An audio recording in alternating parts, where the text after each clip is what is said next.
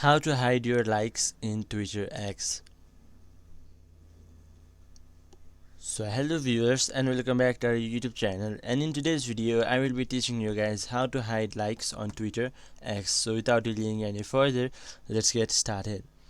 So first of all, here as you can see, this is my Twitter application. Now in order to hide your likes, simply on the top left corner you can see your profile icon or your profile picture. Simply click onto it. Then here simply click on settings and privacy. Then here you can see many options. Simply click on privacy and safety.